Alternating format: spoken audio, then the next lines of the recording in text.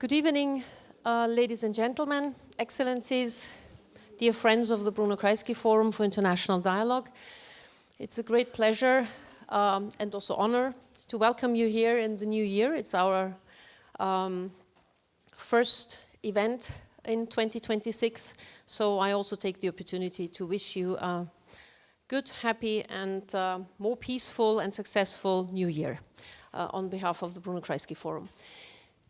Now, this evening we have a very important topic, but however, when basically designing this event, is Donald Trump destroying press freedom in the United States? It seems as if we were lacking a bit behind in finding this title, because while we were planning, the world, of course, went on, and we have seen many other events that seem to be so much more pressing, and at the same time, if I may say so, they are all, of course, also related to the idea of press freedom, to what we have been trained to learn and understand from the media, what we have been trained and understand to learn in terms of political analysis. And the term, while we were planning, is actually an interesting study of the Stiftung Wissenschaft und Politik of 2018. It's worthwhile reading it, and that's why I'm saying it at the very beginning.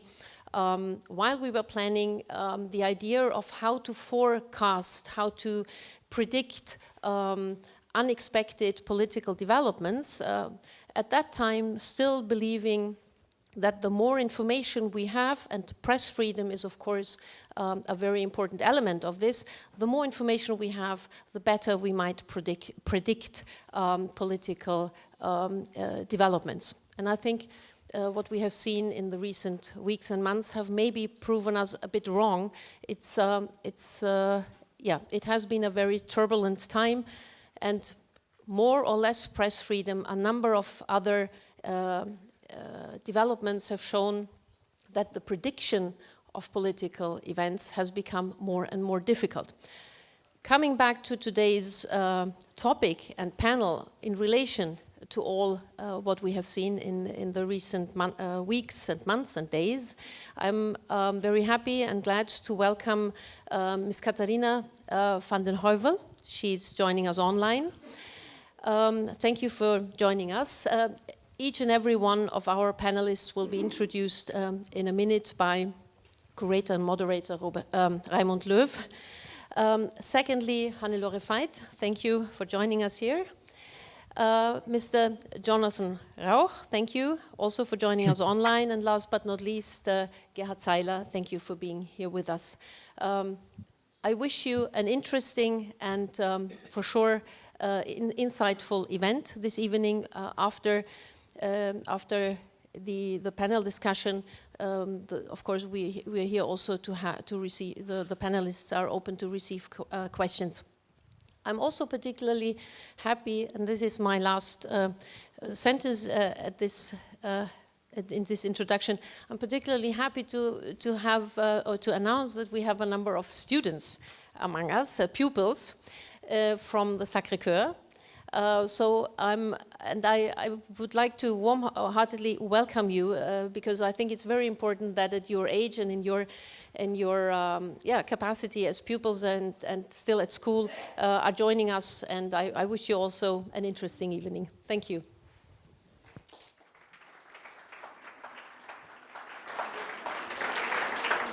Thank you very much. Welcome also from my side to all of you here in the premises of the Bruno Kreisky Forum, and as well welcome to our public in the social media and in podcast Falter Radio.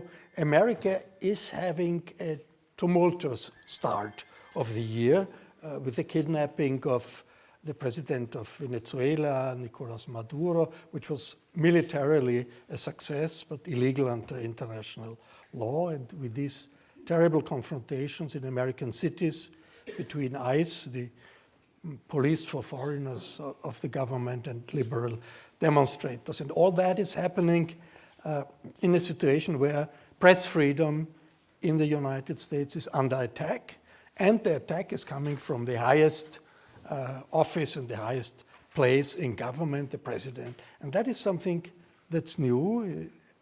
It hasn't happened before, but civil society, and that's what we are going to discuss, is fighting back. The media are fighting back.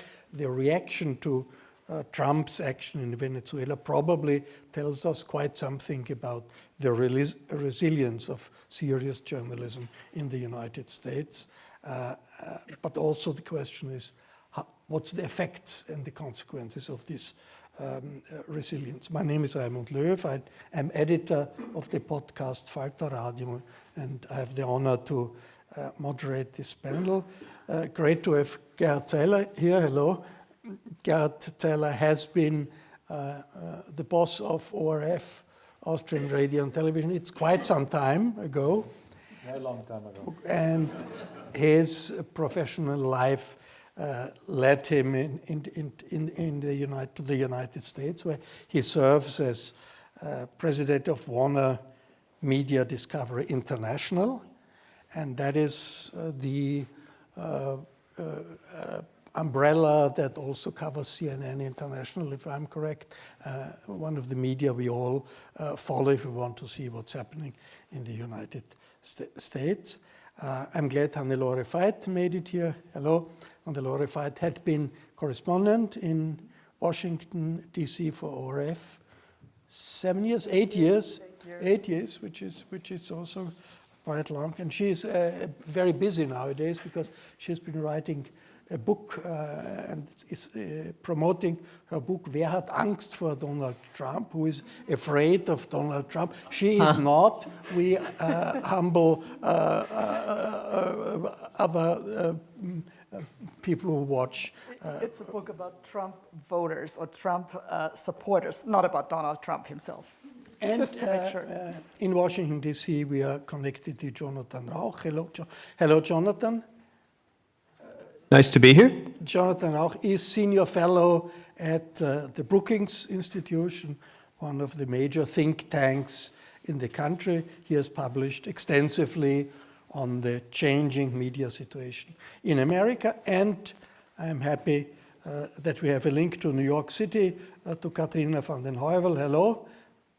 Hello. Katrina vanden Heuvel is publisher of the weekly The Nation, which since many years is one of the major voices of the democratic left in the United States. Katrina, let me start with a question to you. What do you make of the reaction of the media to Trump's coup against Venezuela and the kidnapping of Maduro? Usually in this kind of situation, the media and the press rally in a super patriotic jingoism sometimes behind the leadership, behind the president. Is this the case here? Because if you follow CNN, among others, you don't have the impression at all. You might conclude that critical journalism is pretty much alive.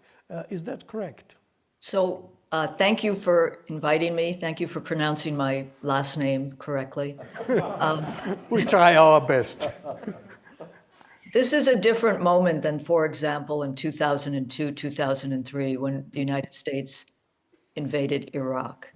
I think Jonathan may disagree, but there are different media in the United States. The New York Post was rah-rah. The Washington Post, surprisingly, on its editorial pages, that's a different discussion. But there was a sense of concerns, particularly after the New York Times, which also did some very good reporting, did a long interview with President Trump in which she said, there was asked about the limits on his global powers. And he responded, yeah, there's one thing, my own morality, my own mind. It's the only thing that can stop me. I don't need international law. I think it's important to see Venezuela and its lawlessness in the context of January 6th, which we just marked, that thread from January 6th to Venezuela, and to the killing of Ms. Good in Minneapolis, which has provoked much attention. The reporting of Donald Trump is not normal because he's not a normal president. I'm not clueless. The United States has invaded the Western Hemisphere, the Monroe Doctrine, et cetera, et cetera. But there is a flood the zone kind of on steroids every day that is about bullying, weaponizing of independent federal agencies that oversee press freedom, the FCC. And I think we see some of the developments in the defunding of public media, whether it's Radio Free Europe or PBS, CPB, but we also see, and I know we'll talk about this, the commodification, the conglomeratization of media has made it more effective for Donald Trump to wield, as Orban has, the media licenses, the ownership structures are now being reviewed. And so that is a different level of involvement and interference, but it's also led, and I'll stop here, to the media in many cases being on bended knee, an anticipatory capitulation because of regulatory business they have in Washington. So Venezuela is a pivot point, as is Minneapolis, as is the interview in the Times. But we're looking at something very frightening in terms of what civil society resilience will exist. Norms are eroded slowly. So I'm resilient in the work, but personally, I feel more and more frightened about what we're witnessing out of Washington and around the country in some instances. Jonathan, how do you see the media reaction to this declaration of unhinged imperialism from the side of the president, who tells us, well, doesn't want to stop at Venezuela. Venezuela is just the start, and he'll go on to all of Latin America and then also to Greenland and others. How do you see the reaction of the media here? Well, first of all, thank you again for having me and for pronouncing my last name the German way, unpronounceable to Americans. As Katrina says, we have not in the US media seen a particular rallying effect. As she also said, this is a very changed media environment from, for example, 9/11 or even the Iraq War in 2003. It is much more fragmented. So you can't speak for what the media is doing in reaction to Venezuela, because if you're watching Fox News or One America and other right-wing media channels, you're seeing a totally different world than if you're watching legacy media or reading the New York Times. I think legacy media have, as they have actually throughout this administration, done very good work in raising the right issues, in explaining why this is going to be difficult, in uncovering how these decisions were made, which appears to be fairly randomly, actually. But legacy media is no longer the dominant force in American politics. And so that means we live in a very divided country, epistemologically, that's hard to say. But it's a very divided landscape. Gerhard Zeiler, how does this division in the landscape play out in the world of television? When we are watching CNN quite a lot here, but that's a small part of the television world, a very small part, actually. And we have the big news TV networks, CBS, ABC, NBC, and others, and these right-wing, upcoming right-wing networks. Fox News now is seen by much more people than CNN in the United States. I wonder if the television, in your view, still plays the traditional journalistic role of control of power in this situation with the Trump administration being an attack all the time against the media.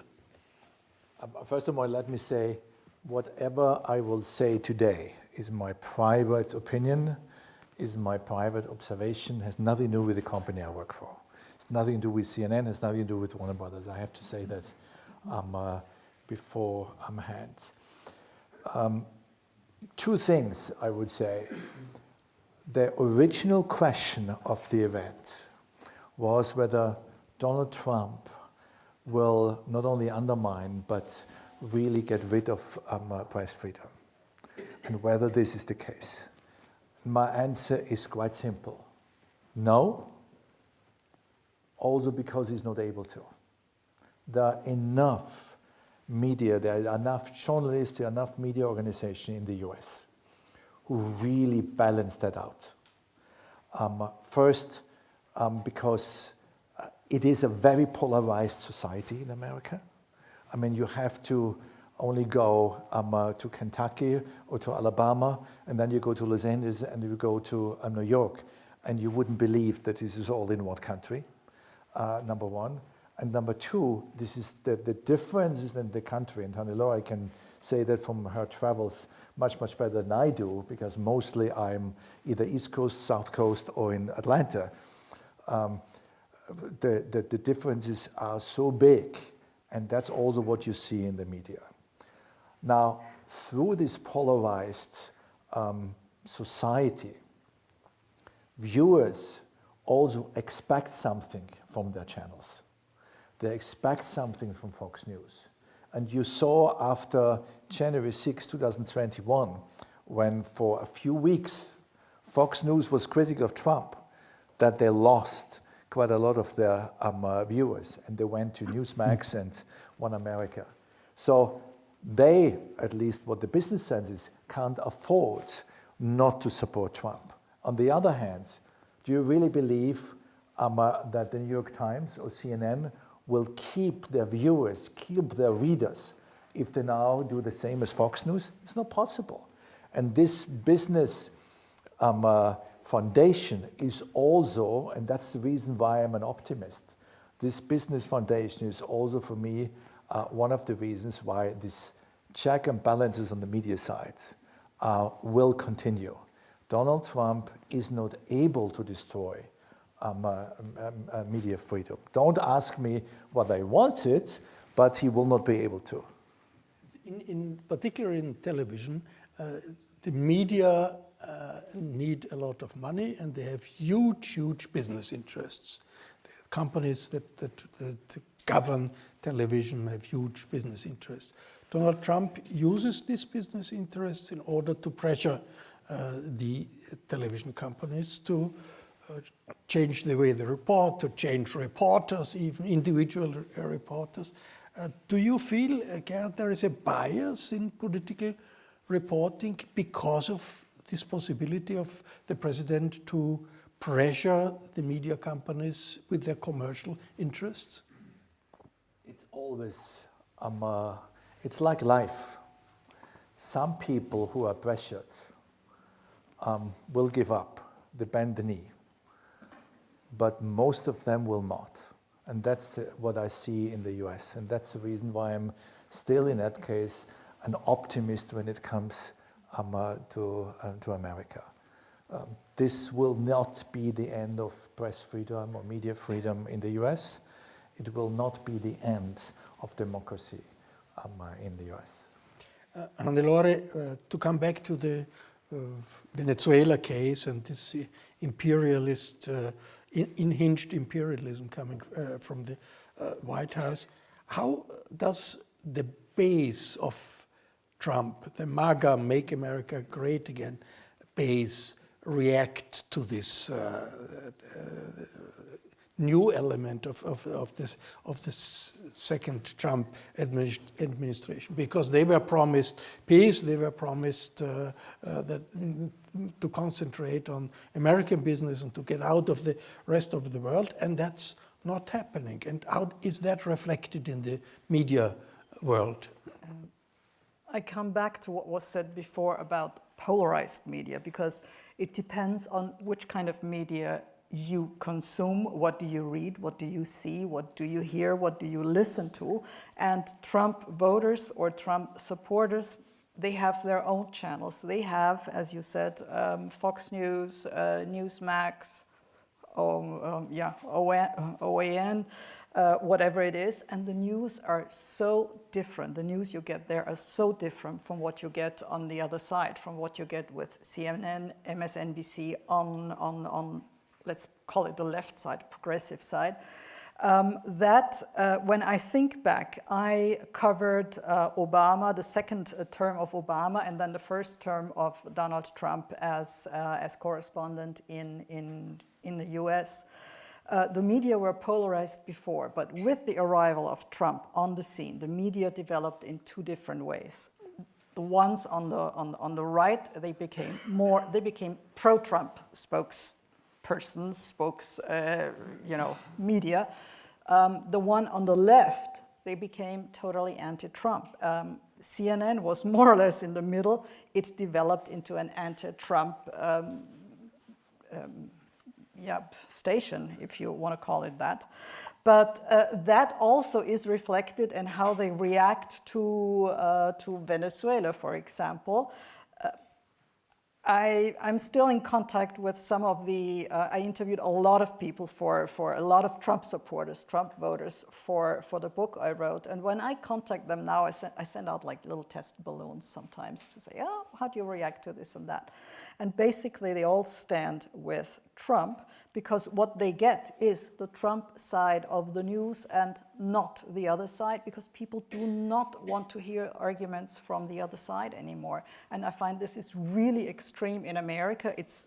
I don't say it's not happening here either, but in America it's so much more extreme. You don't have these media that try to work with arguments, or at least not to the same extent as you still have them here, that have pro and contra. Some of the mainstream media still try, but they are losing. They are losing to the ones on the right side and to the ones on the left side. Not sure I have answered your question about Venezuela, because it was also aimed at how do they react to his promising peace and whatnot. But he is framing it in a way that this is peace, and let's make America great again. America is ours. We want influence in our hemisphere, in the Western Hemisphere. And so far, I believe his supporters, I don't have any recent polls, but I believe they buy this line that they are fed. Jonathan, can you hear us now better? Yes. Hopefully, Yes. Hopefully, good. Jonathan, Yes, I can, thank you. Let me ask you about the right-wing universe of the media. It seems to be, there seem to be very different voices. I mean, the Wall Street Journal is 150% in favor of the attack against Venezuela and wants it to be happening all over in Latin America. But on the other side, we have people like Marjorie Taylor Greene, who is a former representative, and she split now from Trump, and she sounds like a leftist. She says, okay, if we do this to Venezuela, why can't China do the same thing to Taiwan? So I wonder, do we have now a pluralism that usually happens in the whole realm of the media? Do we have that on the right wing, in the right wing media, or too, in this situation? Yes and no. Mostly yes. Remember, when we're talking about media organizations, we're talking about vast numbers of outlets of many different kinds. In the United States, one of our great advantages over, say, Hungary, which is Trump's model for how he seeks to dominate the media. He's running the same playbook. We can go into that if you'd like to know how. But the US media environment is the biggest in the world. It's just absolutely enormous, and the right is by no means united. The Wall Street Journal, for example, I would categorize, although it's conservative, with legacy media, as I would with National Review, for example, and other traditional conservative outlets. To me, the biggest division, the most important division, is not left versus right per se. It's reality-based versus non-reality-based. Fox News, for example, we saw through extensive revelations in a lawsuit, was knowingly putting election lies on the air. And we know that a lot of right-wing media, especially right-wing social media, does that routinely. And of course, Trump issues lies, half-truths, exaggerations, and conspiracy theories at a level never before seen by any actor in American politics, and that's reflected in right-wing media. We still have basically reality-based media in legacy world, and those are people who actually do run corrections, do care about what they say actually being true. And to me, that's the biggest distinction. And conservative media predominates in the non-reality based sector. Katrina, I wonder, you were listening what the rather optimistic view of Gerhard for the resilience of journalism in the United States. And we also have really a weird media policy of the president. I mean, a couple of days ago, Trump assembled 4 reporters from the New York Times, which is very critical of his administration, and talked to them for 2 hours. Lengthy interview, no critical questions were not asked. I don't know of many European heads of government who would do such a kind of exercise. And at the same time, this president is suing the New York Times for billions and billions of dollars as a threat. How I'm glad does you brought that up. The lawsuits are very important to pay attention to.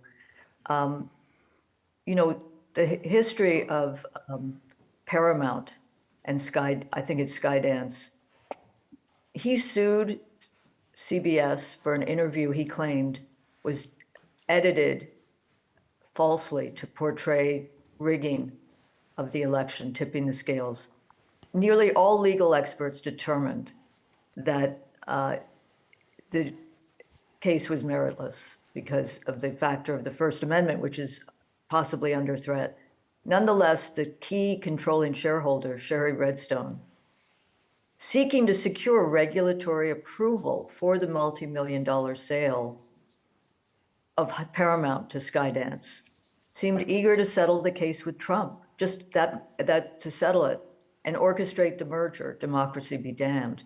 Someone who's popular in this country these days may not be in this setting.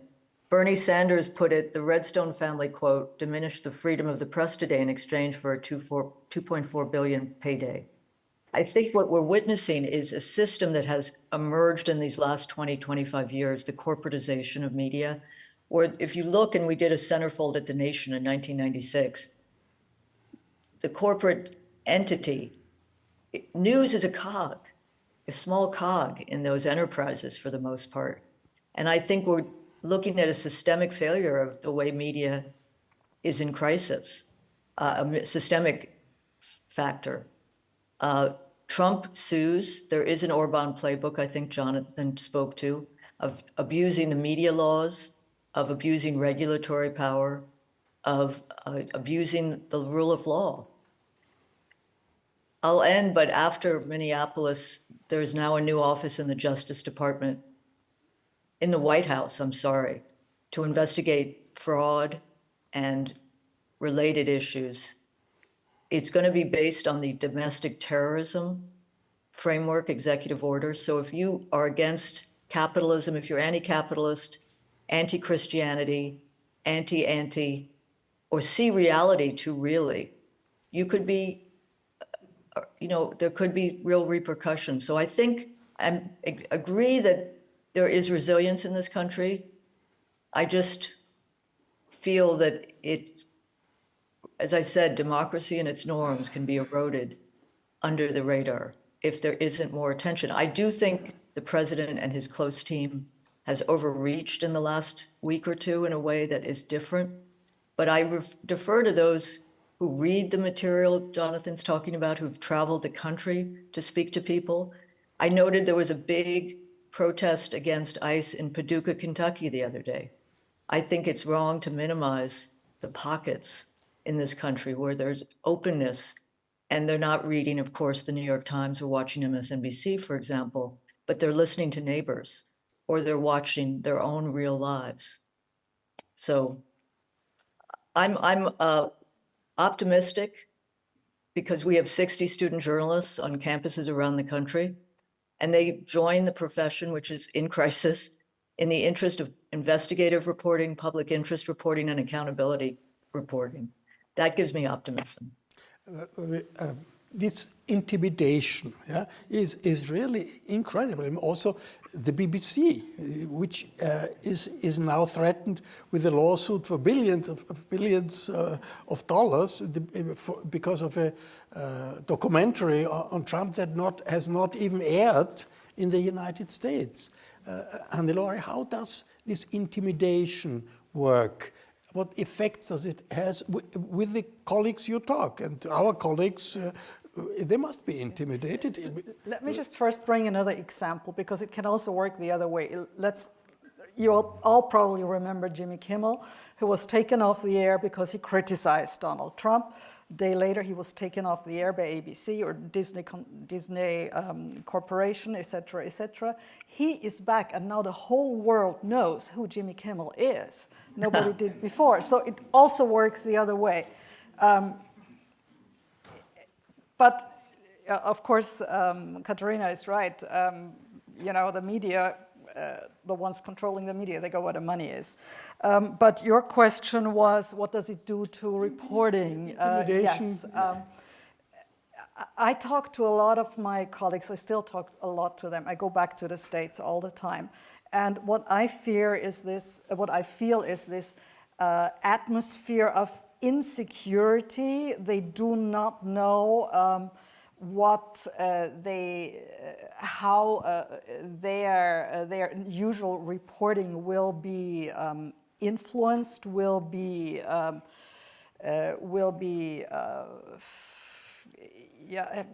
they will be hindered in their work. Foreign journalists, for example, it's like little things that you see all the time. Foreign journalists, foreign media, I had a visa that was 5 years. It was then reduced to 3 years and had nothing to do with Donald Trump, but it was a visa for 3 years where you could do whatever you wanted as long as it did not work for Americans. I could only work for foreign media. Now there's talk that this kind of visa will be reduced to 240 days, something like that, which is crazy, because if you go as a correspondent to a country, you need to first build your network of information. You need to find out where you are, how things are happening there. And you're constantly threatened with the idea, okay, if I don't do what I'm supposed to do, I'm being watched, they may not renew my visa. That is the feeling of insecurity. I personally feel from many of my friends there. American media, on the other hand, America has some very, very, very good journalists, and they dig, and they dig deep, and they really dig deep. And sometimes, if you challenge them, they dig even deeper. So this might be happening with efforts to reduce their ability to connect with people. For example, Pentagon, they had a press corps at the Pentagon. These people were just covering the Pentagon, nothing else. Trump then said his secretary, the Pentagon chief, Pete Hegseth, was trying to limit their access to the people. He was telling them how to do. All of them, including Fox News, by the way, they walked out and they said, we do not work under these conditions. But as I know my American colleagues, they then will go deeper. They have their sources. They will continue reporting the news. Also, the Wall Street Journal, you said, yes, in their editorials, the editorial side, they were totally pro-Venezuela, pro-Trump, but the reporting of the Wall Street Journal is excellent, is very, very, very good. So I have trust in my colleagues. They may feel threatened sometimes. The atmosphere at Trump rallies is totally against the media. At every single rally, he will say, look, there they are in the back. Look at them, the lying press, the dishonest media, the failing New York Times, the failing CNN, the failing networks. Yes, and that does something to his supporters, because then they will start booing, and you sort of get used to this, you know, as a reporter. I have never been attacked by anybody, not even verbally. But one of the cameramen we sometimes work with at ORF, he also worked for others, and this was not with us. He said, well, he was bumped or attacked by people, and with this heavy camera, you know, he fell, and this camera is very, very, very expensive. And he refused to go to Trump rallies after that. Our people never had any problems, and most of the journalists I know do not have problems of this kind. But yes, it's the atmosphere that's changing, and this constant attack against the press, verbal attack. Gerhard, this atmosphere is important, because the journalists who are reporting, they have to think, okay, if we make a mistake or we do something that turns the president and the White House in an aggressive mood, it might threaten our company, or might lead to a lawsuit, or might lead to a situation that puts the business interests of the media in question. I mean, in the public media in Austria, Germany, Europe, it's always the question: do we have political pressure against individual reporters, against critical journalism? In the United States, the public media have a very limited role. They exist, but they have a limited role. But it's the interest, the commercial interests, and the fact that the commercial interests are used and are as an instrument by the president to change reporting, is that completely ineffective? You say it does not work at all. So I would be surprised. 3 comments to what was said. First, I really agree with Jonathan. We should not simplify and say this media is left-wing, this media is right-wing.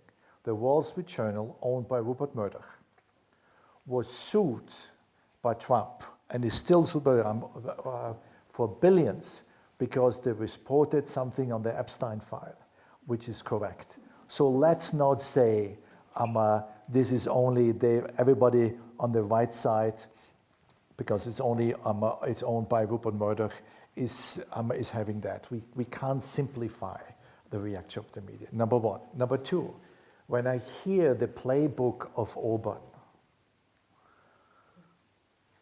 I'm not saying whether Trump wants to have the playbook of Orban. That could be. He doesn't have the power to do so. And we in Europe, we should think about whether we allowed one member of the European Union to have this playbook, and we don't do anything against it within the European area. So let's not only look at America, let's also look at our own side, what we could do better. And the third thing is intimidation. Intimidation is a huge problem, but there's a huge but. It started for the journalists in the first Trump era, between 16 and 20. Beforehand, nobody of the journalists had ever a security guard. None of the editor-in-chiefs had a security guard. They had to do that because at airports, when they traveled, they were attacked by Trump supporters. And this, in the second in the second run of Trump, they are used to it. They are not intimidated anymore. Yes, it's not nice to have the feeling that if you really report correctly, that some crazy guy in Indiana at the airport, can attack you. It's not nice, but they are used from the years between 16 and 20. So the intimidation doesn't work that way. And the last bit, what you want to say is commercial interests. The journalists, at least our journalists, and I know the journalists from the New York Times, from many American newspapers and TV stations, they don't look at the commercial results. They are journalists. That's their profession. And if they are good, they really report like it is. If they are not good, they're not reporting. So yes, we know that. We have some, you know all of that. You read the newspapers, what happened with CBS, what happened with ABC and others. But this doesn't change the fact that the journalists of a lot of these publications, of a lot of these TV shows, report how it is and not how anyone in the government wants to have it. And therefore, that's the reason why I say, when it comes to the media, the check and balance system works. I'm much more disappointed by Congress, but in these two really pillars of a democratic society, when it comes to the court systems and when it comes to the media, these two generally are working and protecting the balance of power. That's what I believe, at least until it's different. But today, with all what happens, there is press freedom in the United States of America, and the court system is still having a check and balances. The Fed is having a check and balances, at least as long as Jerome Powell is there. Let's see what happens afterwards. But it's also, if you take away the independence of the Fed, the American consumers, the American voters will feel it in a negative way. That's not in the interest of anyone. So I know when you when you read there, when you are there, everything sounds terrible. But believe me, it's less terrible than you think. I don't think it's, how to put it, I'm looking ahead because the tools, the government threats and retribution versus the media don't come in linear strength, but they come through the times. I'm thinking of 60 Minutes, for example.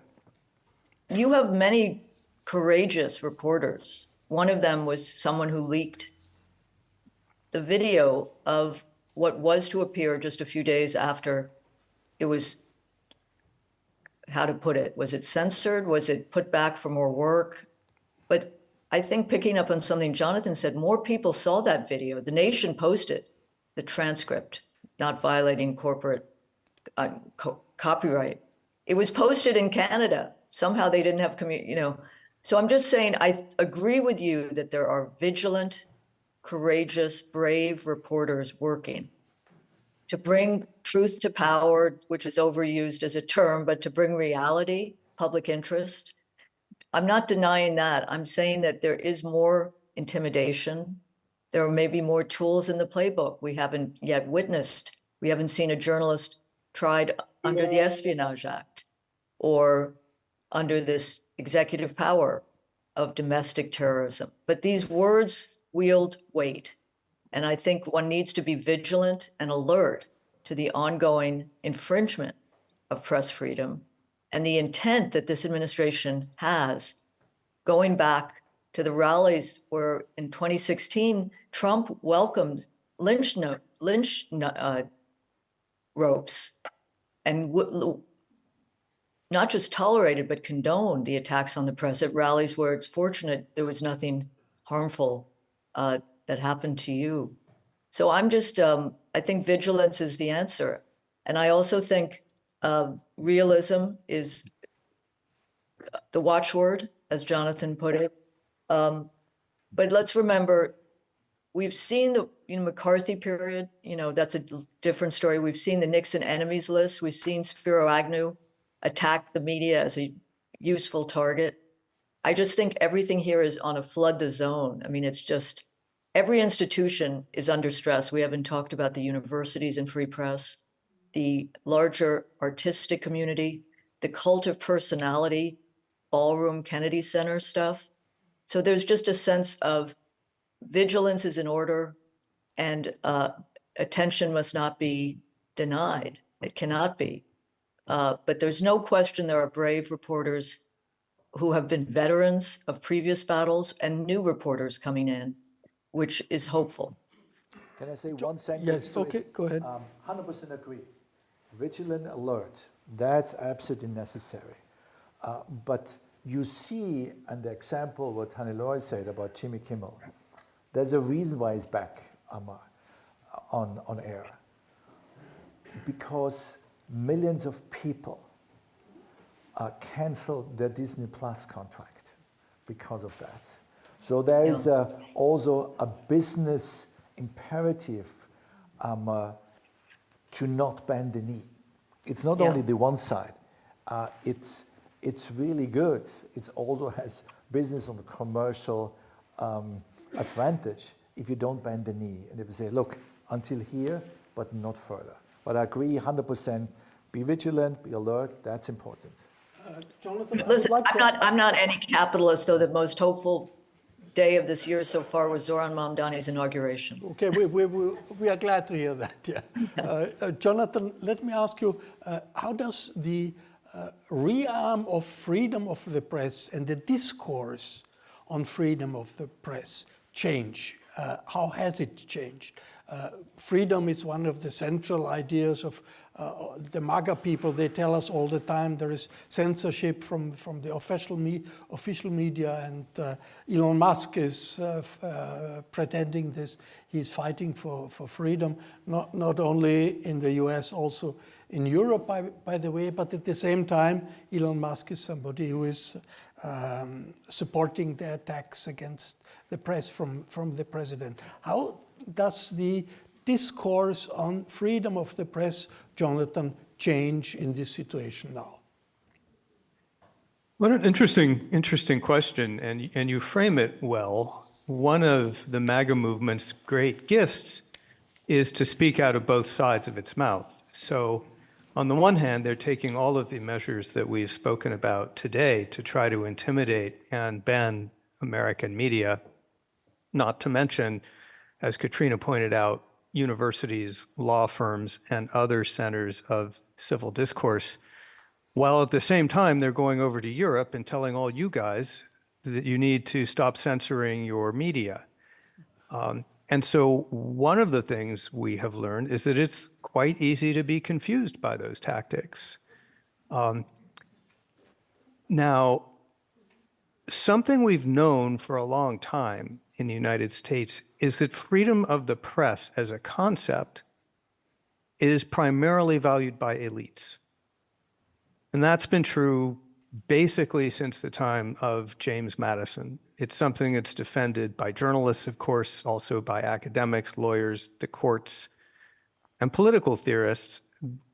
At my first job, more than 40 years ago, at a newspaper in North Carolina, one of the first things I was told by the managing editor was, if you held a referendum on the First Amendment in the United States today, it would lose. Most ordinary people don't really understand why the government should not only allow, but affirmatively protect speech which is obnoxious, wrong, in some cases hateful, and so forth.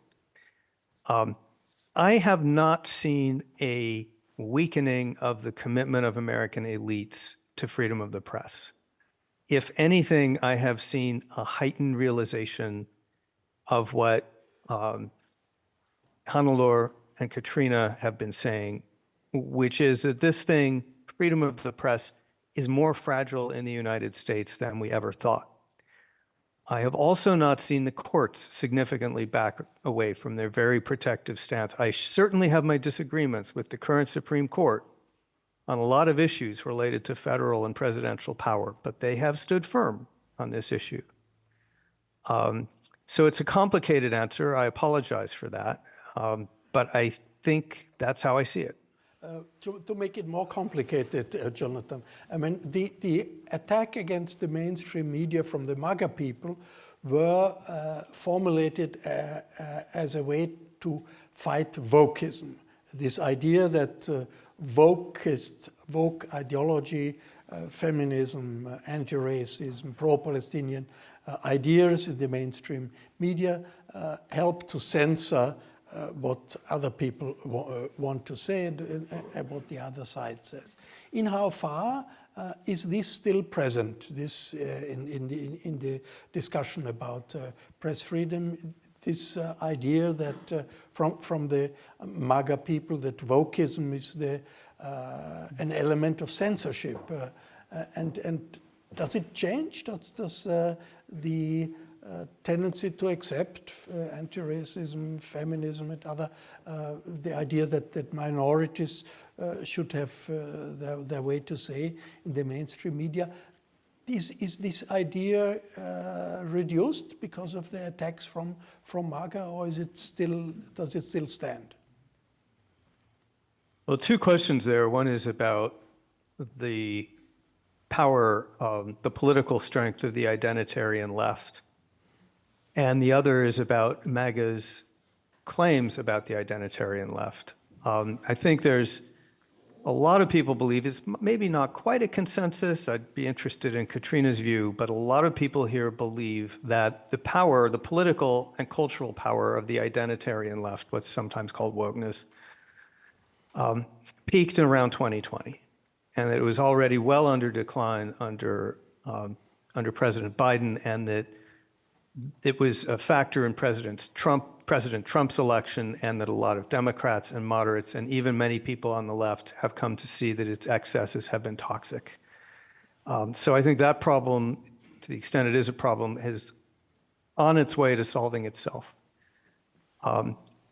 That is not to say that the MAGA movement does not continue to use the threat of the left, first of all, as its major club to beat up on its opponents.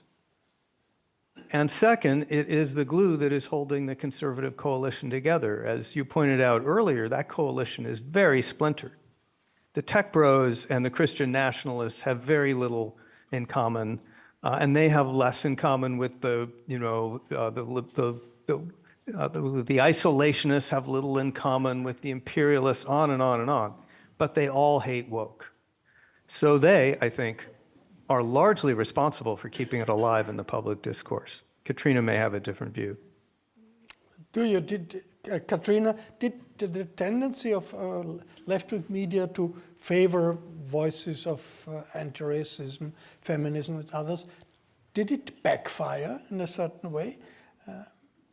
I think that the strength of this country is in its movements. Movements have excesses. I agree with Jonathan that the peak of the woke movement time, the peak of identitarian left politics has peaked.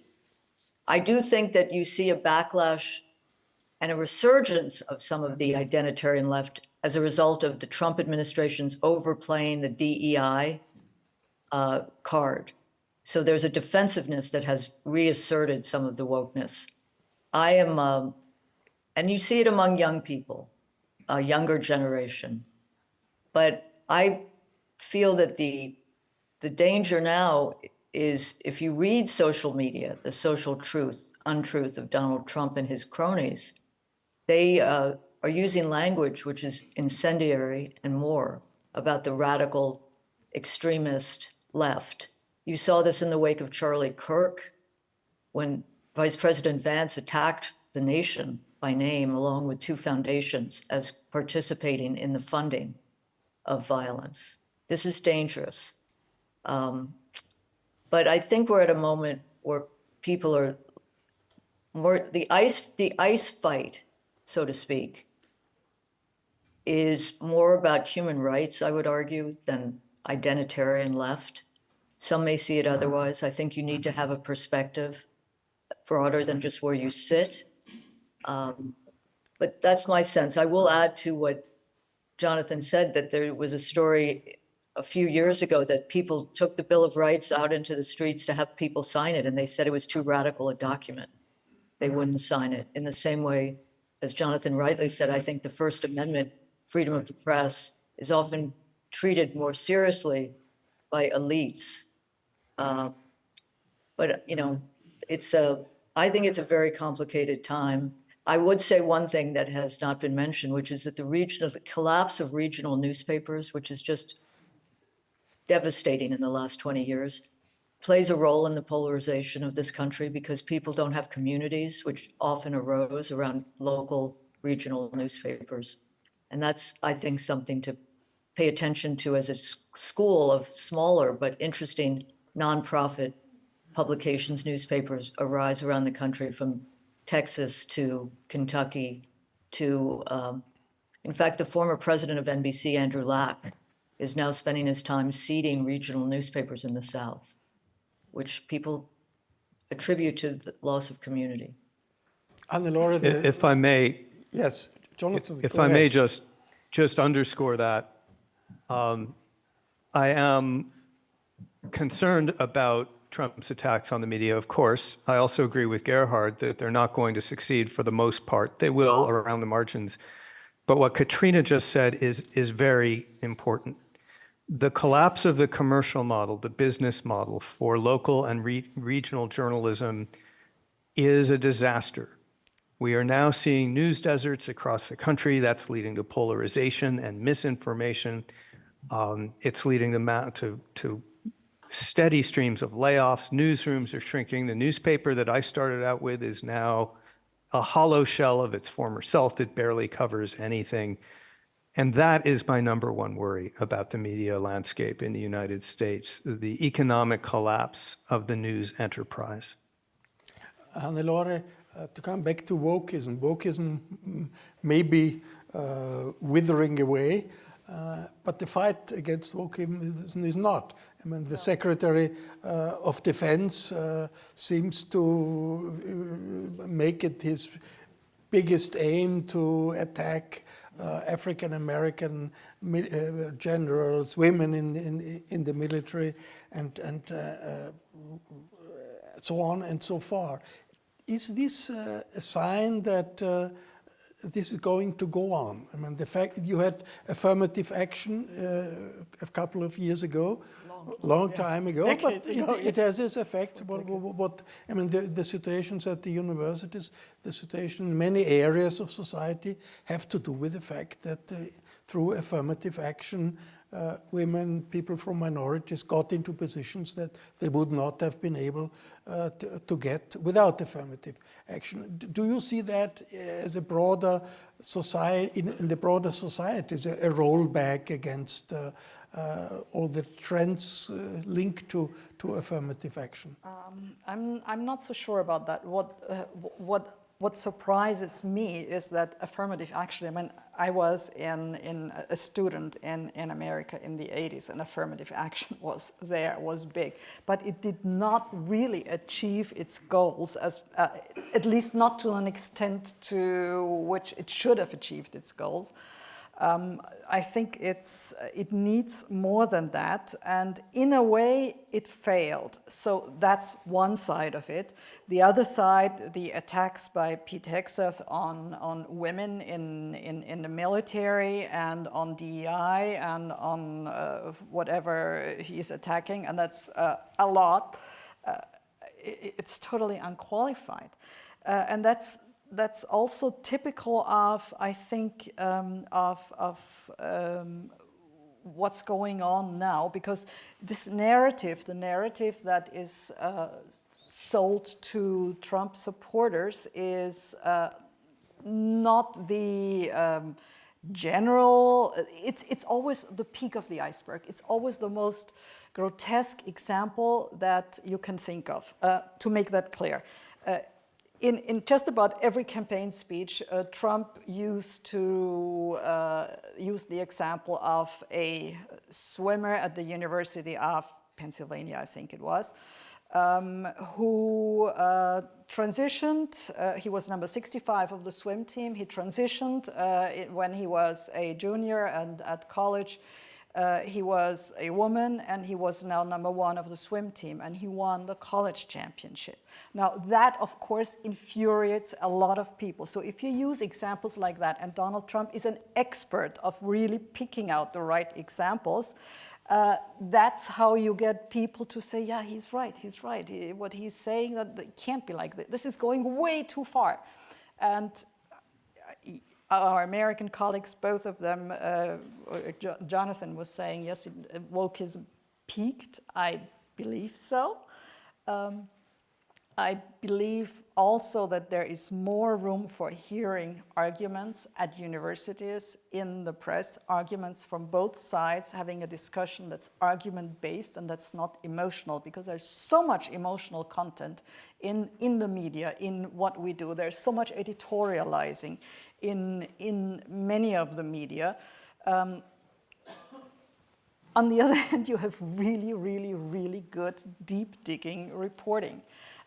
But the editorializing that's happening with the networks, and especially with, if you watch Fox News and CNN, the shows, the evening shows, they're basically editorial shows that tell you how good Trump is or how bad Trump is, and what is the emotional content, the emotional layer that should appeal to us. That, I think, is the wrong way for journalism. I think people are much smarter than that. They don't always have to be told how to feel about things, how to behave. And I think that's the way journalism should go. And yes, there is very good journalism. I'm totally with you. I believe in the freedom of the press in America, and I think it will be really, really, really hard to really intimidate people or intimidate journalists enough so freedom of the press would be threatened. I mean, the attacks from the highest office against journalism and against critical journalism and the freedom of the press have to be seen in the framework of a general rollback of democratic rights and minority rights, and rollback of many rights that had been fought for and that had been won in the 60s, 70s, in the decades that are behind us.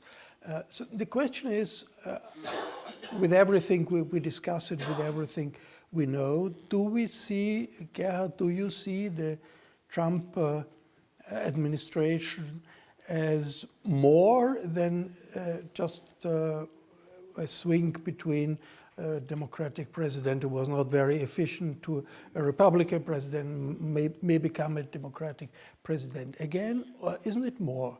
Isn't that a change in the American society and the American political system that goes in an authoritarian direction? Are we going after Trump? Are we going to have the same United States, the same America that we had the last couple of decades? Or is it, I mean, is Trump and MAGA and the Republican Party following Trump on all the major questions, isn't it successful in making America much more authoritarian than it has been for decades?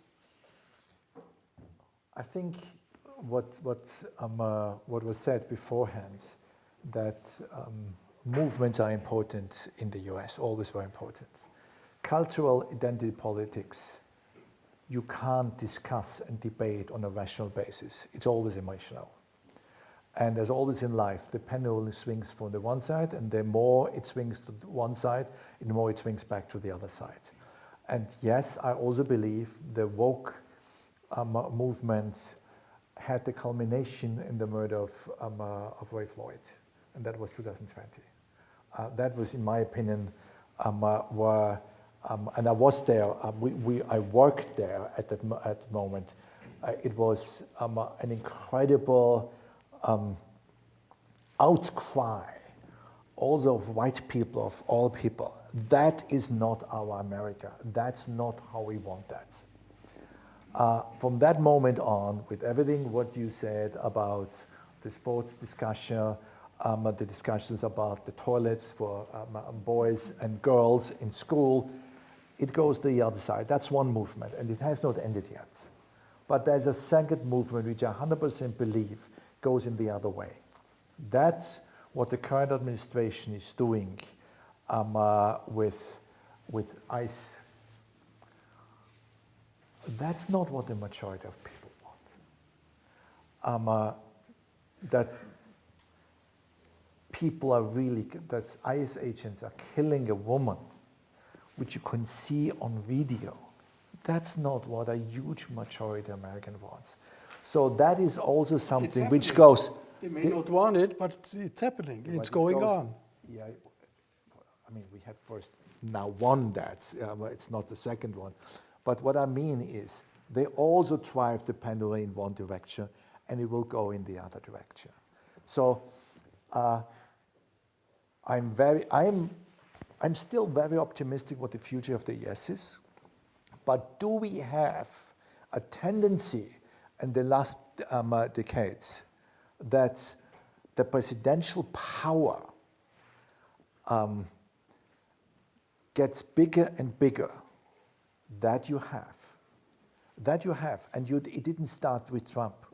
It started with, we can say it started with Bush, it started maybe even beforehand. It definitely, Obama had an incredible amount of executive orders, some orders which we politically would rather like, yeah, but it's still, the presidential power was extended in the last 20 years in the US. And that will not go away. So whatever happens after 2028, you will have a different system in the US. I 100% believe it still will be a democratic system, but the power of the president, whether it's a Republican or Democrat, whether it's right-wing or left-wing, will be bigger all the future. And that you can't bring back to the bottle. That's not the case. So you will have a different system where the president has more power than he had maybe as in the Clinton area, and the check and balance is a little bit more difficult than we have. And the years, let's say after Watergate in the Clinton era, where the minority felt also the right to be heard and listened to and be part of the decision process. That has been diminished already over the last 20 years. And of course, now it's diminished even more than it was. But it's a process, it's a movement, and I only hope, I'm convinced there will be a change of power in 2028. But some systems will not change. Let me ask Jonathan and then Katrina to come in on that question. Pendulum, there have always been pendulums in the recent American history. Is this more than a pendulum? Is this, in how far is Trump and Trumpism successful in making America significantly more authoritarian than it had been before Trump? Jonathan. I was going to wait and see what Katrina said. It's a hard question. I think the answer is yes. We have seen, so my short answer is I think the United States right now is about halfway to Hungary. Now, Hungary is not Putin's Russia. And in fact, Orban's party, Fidesz, I guess, I'm sorry if I mispronounce it, may actually be defeated in an election. That said, the Trump playbook is explicitly copying the Orban playbook. We've talked about some of that here today. And it has already succeeded in the course of 1 year in marginalizing the Congress. That will change to some extent if the Democrats take it over. But Trump has shown that he is able and willing to out and out defy Congress and simply take the law in his own hands. He's also succeeded to an extent I would not have dreamed possible in a single year in politicizing and weaponizing the justice system. So it is now being explicitly run out of the White House to punish his enemies. And we saw a breathtaking example of that with the Federal Reserve just today. We're seeing the use of street thug tactics, both official and unofficial, in a way that we had not seen in the United States since the days of Jim Crow. We are seeing a foreign policy, which is being done by capricious fiat. There's no policy process involved in any of this. It's the whims of a couple of people, primarily Donald Trump. not bothering to explain this to the voters. You've already mentioned the complete indifference to international law. I could go on. These are not changes that will be reversed overnight, if at all.